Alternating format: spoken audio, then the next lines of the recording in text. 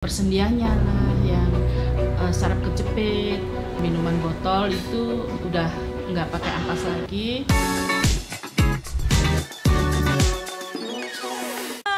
Teman-teman semuanya, wah semangat banget nih hari ini ya, luar biasa. Mana nih sekali lagi semangatnya teman-teman semuanya, halo. Oke, selamat datang di segmen kita yang pastinya nggak kalah seru dan juga cerita inspiratif, yaitu nggak bukan di Jagoin UKM, jago bisnisnya, ngalir cuannya. Kedatangan kita kali ini merupakan sosok inspiratif banget nih dari rempah-rempah ya yang identik banget dengan Indonesia gitu ya. Nah, saat ibu ini merupakan yang pastinya membuat inovasi yang sangat luar biasa sekali nih dengan moto band kuat. Nah, apa sih kira-kira moto band kuat itu? Nah, aku juga penasaran banget nih. Langsung aja, di tengah-tengah kita sudah hadir nih Ibu Fevi. Selamat pagi, Ibu. Oke, Bu Fevi, boleh tahu nggak sih backgroundnya sebelumnya itu, sebelum menjadi owner itu apa sih kalau boleh tahu? Saya biasalah ibu rumah tangga gitu kan. Terus habis itu kita setiap badan kita lelah gitu, itu kita bikin rempah-rempah gitu kan, biasa untuk minum keluarga sendiri gitu kan. Terus ada beberapa temen yang kita ajarin untuk kamu usaha ini loh gitu kan. Terus seiring berjalannya waktu, sebenarnya ini apa ya, dari ibu itu kan beliau itu biasa suka bikin jamu lah, setiap hari kita disuruh minum jamu gitu kan. Lah kan jamu itu kan kalau dulu itu kan terkenal pahit, getir, itu kan pasti. Betul sekali. Lama-lama kita kan gimana ya, agak enggan gitu minumnya kan. Betul. Terus habis itu di sini saya setelah rumah tangga gitu kan, setiap badan kita capek, kita membuat ramuan itu dan kita merasa kok pingin sesuatu yang berbeda gitu. Makanya saya membuat inovasi untuk beberapa varian rasa supaya anak-anak juga mau minum gitu. Biasanya kalau anak-anak kan susah ya. Betul sekali. Nah, boleh diceritain nggak sih awal mula ciptain ataupun awal mula usaha bisnis rempah sumber rezeki ini atau minuman rempah itu alasannya gimana, Ibu? Selain dari suka minum jamu dari Ibu ya gitu, alasan lainnya seperti apa? Alasannya itu karena kita ingin merubah mindset masyarakat tentang minuman rempah. Jadi minuman rempah yang dulu terkenal pahit dan getir, kita pingin masyarakat itu mengenal, oh ini loh minuman jamu itu bukan hanya pahit dan getir, ini ada yang manis seperti itu. Gitu. Karena ingin merubah stigma ini ya, stigma masyarakat bahwa dimana jamu itu identik dengan pahit dan asem gitu-gitu ya, seperti itu. Jadi alasan kuatnya itu. Selain dari alasan masyarakat, apakah ada alasan lain? Misalnya mungkin faktor karena saya ingin usaha untuk mendapatkan untung ataupun bisnis atau modal lainnya gitu. Saya pingin masyarakat itu sehat.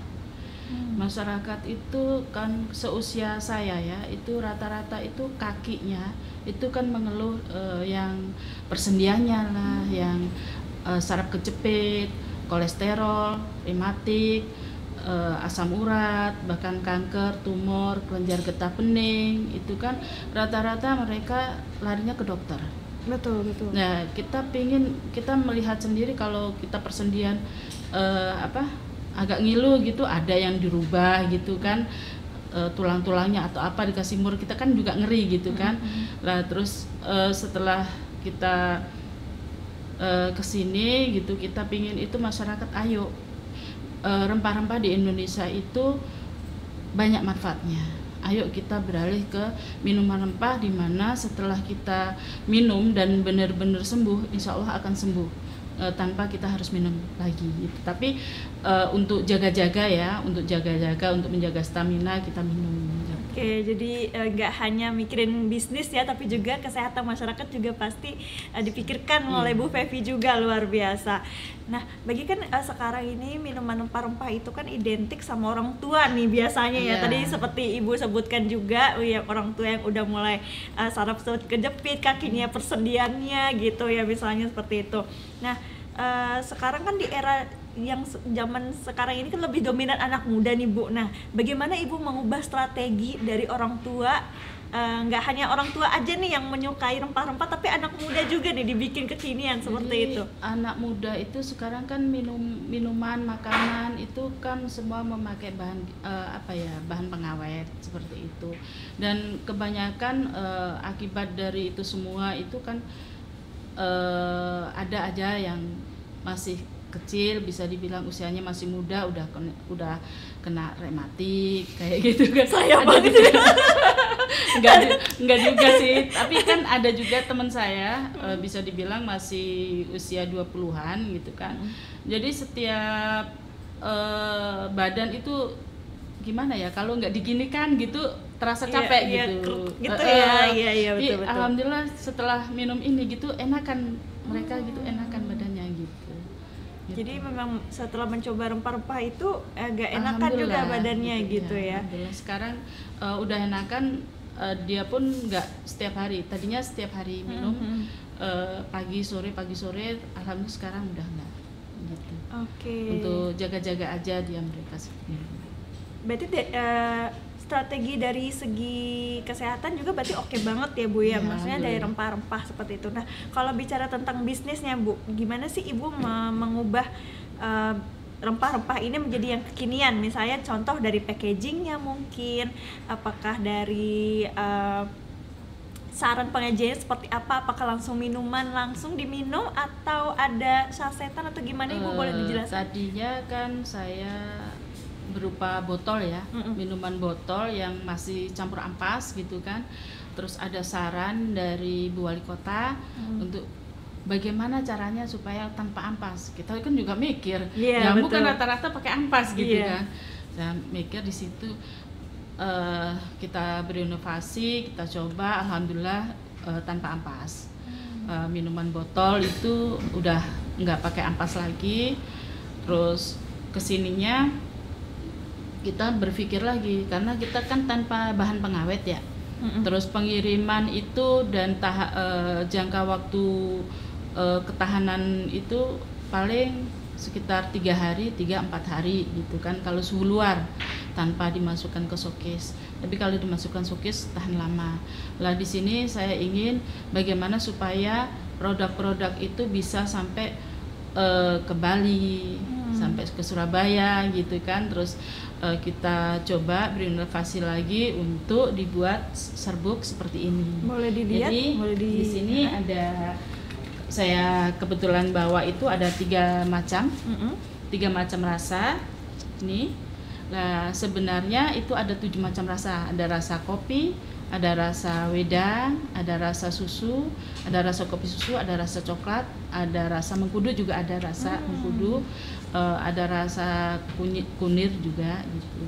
Jadi kita beda-bedain rasa karena ada orang yang aku nggak suka kopi kayak gitu. Nah, iya betul. Jadi kita ada susu seperti itu, manfaatnya sama gitu. Ada rasa susu. Aku nggak suka kopi susu. Ada rasa wedang gitu, seperti itu gitu. Jadi terus berinovasi ya, gitu, sesuai dengan masyarakat. Betul. Jadi mereka bisa memilih dengan varian rasa dan tidak merasakan jamu. Tapi merasakan kopi susu, rasanya wedang kayak gitu. Nanti boleh dicoba deh. Nah, boleh dijelaskan lagi nggak sih Bu, varian rasa yang tadi itu apakah udah berapa kali ditester nih ya? Biasanya kan masyarakat ini kan, aduh kok rasanya begini gitu. Kalau boleh tahu strateginya tuh gimana sih biar bisa disukai masyarakat gitu? Jadi kita ada terutama keluarga ya yang bikin masukan ke kita, oh ini kurang ini. Cuman memang untuk rasa cair sama rasa serbuk itu pedesnya beda. Karena kalau rasa cair itu apa ya namanya, masih belum disusutkan. Kalau semakin susut rasanya kan agak pedesnya agak berkurang. Rasa serbuk itu kita memang sengaja tidak memakai bahan yang bisa membuat lambung sakit. Kita nggak memakai bahan itu karena memang ada bahan-bahan yang sekiranya kita harus menghindari gitu kan. Jadi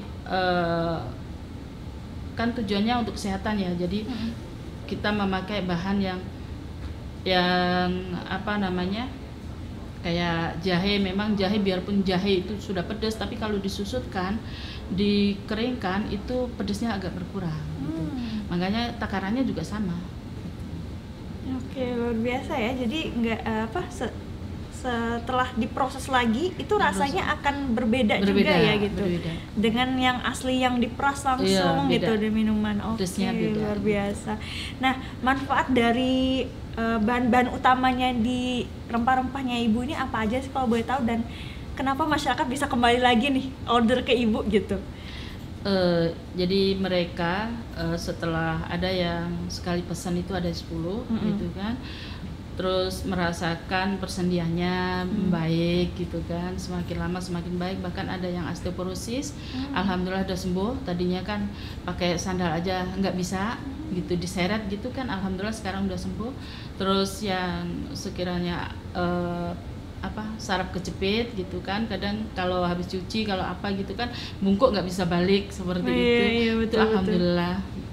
Dari situlah mereka akhirnya pesan lagi, dan untuk produk-produk ini pun udah sampai ke hotel, udah sampai, bahkan ada salah satu warung yang namanya ada warung lengkong, kita udah masuk warung lengkong juga. Ada warung Pak Bani, itu beliau itu kalau pesan ya sampai 80 setiap pengiriman. Nah, apa sih tantangan terberatnya dalam membangun bisnis jamu ini? Karena kan rempah-rempah ini terlihat kesannya kuno gitu, hanya orang tua aja yang suka gitu-gitu.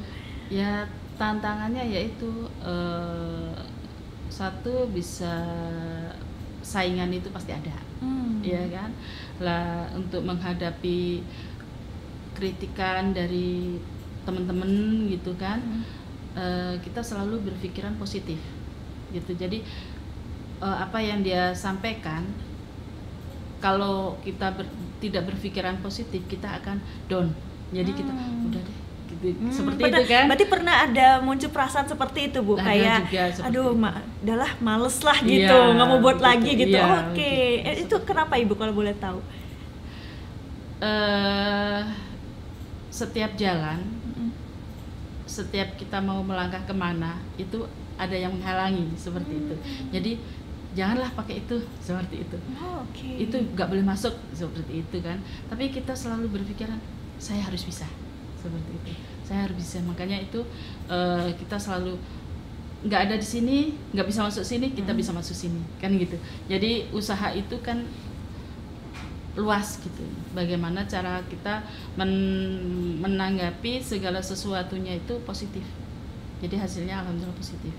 Oke, jadi dari lebih banyak ke kritikan ya Bu, ya gitu. Jadi kalau saya pikir kritikan, kalau orang berpikiran negatif ya, kritikan itu bukan membangun kita, melemahkan kita. Tapi kalau kita selalu berpikiran positif, kritikan itu menjadi kritikan membangun kita untuk selalu berinovasi supaya lebih bagus. Dari segi bisnisnya juga Ibu gimana? Misalnya Ibu kadang kesulitan gitu mencari rempah-rempah yang dibutuhkan gitu biasanya. Nah, apalagi sekarang di Tangerang, ya kan.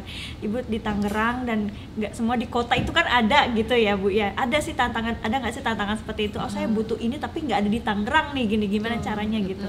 Kita apalagi masalah gula ya, kita kan memakai gula aren kan. Oh iya. Jadi gula aren saat ini kita selama ini mengambil dari Sukabumi, gitu kan, karena kita di Sukabumi itu ada keluarga yang dari sana. Terus habis itu masyarakat di sana ada yang mengelola gula aren asli gitu kan. Terus cuman kendalanya kita di mengangkutnya ke sini itu memakan memakan waktu, terus belum kejangkau oleh JNT yang benar gitu, belum kejangkau karena pernah pengiriman dari lewat sana itu nggak nyampe gitu. Jadi makanya kita selalu berpikir ini lewat mana ya, jadi kita coba lewat online itu, kita rasain semua, alhamdulillah baru menemukan yang sekiranya pas untuk memang benar-benar gulanya itu gula aren benar gitu kan. Gula aren kadang banyak yang campuran gitu kan. Iya betul. Itu betul. mencari yang gula aren benar itu kan susah betul. gitu. Alhamdulillah barusan ketemu ini gitu. Dan juga harganya juga ya alhamdulillah cukup lumayan juga ya, gitu kalau yang asli gitu ya Bu ya. Nah di balik bahan baku aja yang agak pricely atau mahal gitu, itu untuk harga satu bungkus jamu ini Ibu kisaran berapa Ibu kalau boleh tahu? Kalau harga jual saya 15.000. Itu masuk murah banget ya. Untuk satu saset ini 15.000, luar biasa. Sekali minum 15.000.